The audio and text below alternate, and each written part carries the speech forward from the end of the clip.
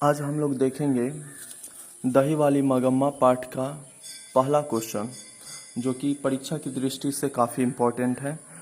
हम कोई भी प्रश्न लिखेंगे उससे पहले लेखक परिचय अवश्य लिखेंगे। लेखक परिचय लिखने से जो एग्जामिनर होते हैं, मतलब जो कॉपी चेक करते हैं, वो खुश हो जाते हैं हमारे लेखक के परिचय को पढ़ करके ही। इसलिए हम पहले लेखक परिचय लिखेंगे और उसके बाद क्वेश्चन का आंसर सटीक रूप में हम पैराग्राफ चेंज करके कम शब्दों में दे देंगे। तो पहला क्वेश्चन है, मगम्मा को अपनी बहू के साथ किस बात को लेकर विवाद था। पहला क्वेश्चन है। तो दही वाली मगम्मा कन्नड़ साहित्य की काया पलटने वाले साहित्यकार, कन्नड़ साहित्य में अमिट छाप छोड़ने वाले नाटककार, बहुमुखी प्रतिभा के धनी व्यक्ति श्रीनिवास जी की एक सुप्रसिद्ध कहानी है। प्रस्तुत पाठ में मगम्मा को अपनी बहू नजम्मा से विवाद होने का मुख्य कारण उसकी बहू द्वारा उसके पोते को पीटा जाना था। जब बहू अधिकार के साथ बेटे को पीट रही थी तो मगम्मा को यह अच्छा न लगा। उसने इसका विरोध किया और इस प्रकार दोनों के बीच विवाद शुरू हो गया। इसके अतिरिक्त उन दोनों के बीच विवाद होने का एक कारण यह भी था कि मगम्मा अपने बेटे पर अपना अधिकार बनाए रखना चाहती थी, जबकि बहू नजम्मा अपने पति को पूरी तरह अपने काबू में रखना चाहती थी। अगला प्रश्न है 2 नंबर प्रश्न। दूसरा क्वेश्चन कहता है यहाँ, रगप्पा कौन था और वह मगम्मा से क्या चाहता था। दूसरा प्रश्न, रगप्पा मगम्मा के गांव का ही रहने वाला था। वह एक जुआरी और नीच प्रकृति का रंगीन मिजाज वाला व्यक्ति था। वह मगम्मा को अपने बेटे बहू से अलग होकर गुजर बसर करते देख उसकी जमा पूंजी को कर्ज के बहाने ले लेना चाहता था। साथ ही साथ वह मगम्मा का आबरू लूटना चाहता था। तीसरा प्रश्न कहता है, बहू ने सास को मनाने के लिए कौन सा तरीका अपनाया। प्रस्तुत पाठ दही वाली मगम्मा में बहू ने सास को मनाने के लिए एक शानदार तरीका अपनाया।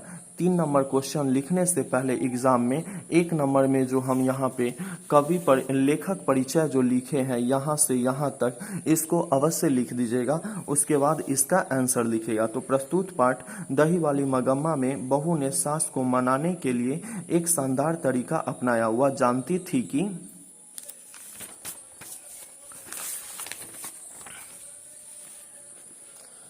उसका बेटा सास का बहुत प्यारा है, इसलिए उसने योजना बनाकर अपने बेटे को सास के पास रहने के लिए भेज दिया। इस प्रकार उसका सम्मान भी बचा रहा और काम भी बन गया।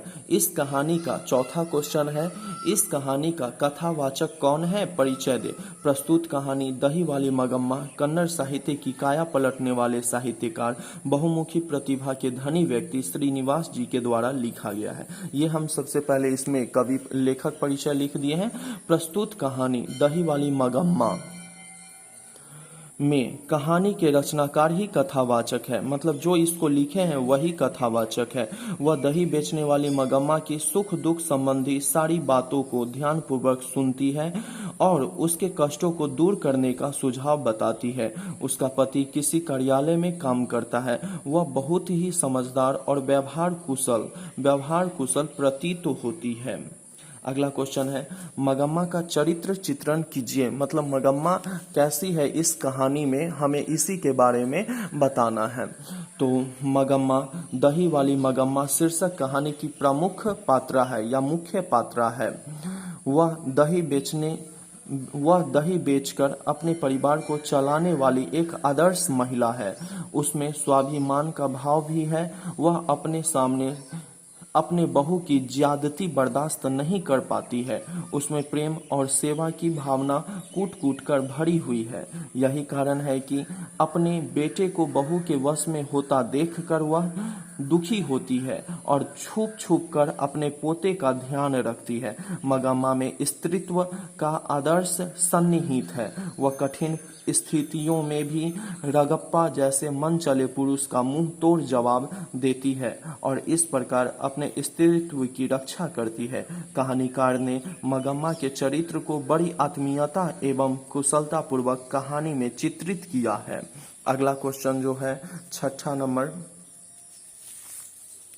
छठा नंबर जो प्रश्न है ये कह रहा है हमें यहाँ पर कहानी का सारांश प्रस्तुत कीजिए। इसमें हमें सारांश लिखना है। तो दही वाली मगम्मा पाठ के लेखक कन्नड़ साहित्य की काया पलटने वाले साहित्यकार बहुमुखी प्रतिभा के धनी व्यक्ति श्रीनिवास जी की एक सफल रचना है।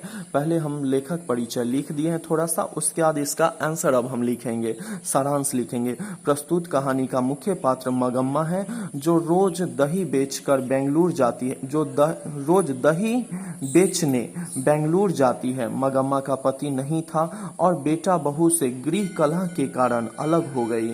जब मगम्मा अलग हुई तो कुछ अवांछित तत्व के लोग उसके धन के साथ साथ उसकी प्रतिष्ठा के पीछे लग गए। रगप्पा भी ऐसा ही किया, परंतु बहू की पैनी निगाहों ने उसे असफल कर दिया। मतलब रगप्पा जब मगम्मा के पीछे पड़ा था तो बहू जो है अपने पोते को भेजकर मगम्मा को अपने अंडर में कर लिया। दूरी बढ़ने से ही प्रेम बढ़ता है। जब मगम्मा बहू से अलग थी तो बहू ने नाटकीय ढंग से पोते को दादी के पास भेजकर अपने प्रपंच में सफल हुई और अंततः मगम्मा अपने बेटे और बहू के साथ रहने लगी। प्रस्तुत कहानी से हमें यह सीख मिलती है कि हमें किसी भी परिस्थिति में अपने परिवार के सदस्यों से अलग नहीं रहना चाहिए और हमें हमेशा मिलजुल कर रहना चाहिए। अगर आप लोगों को वीडियो अच्छा लगा हो तो मेरे चैनल को सब्सक्राइब कीजिएगा ताकि आपको नया वीडियो के लिए नोटिफिकेशन मिलता रहे।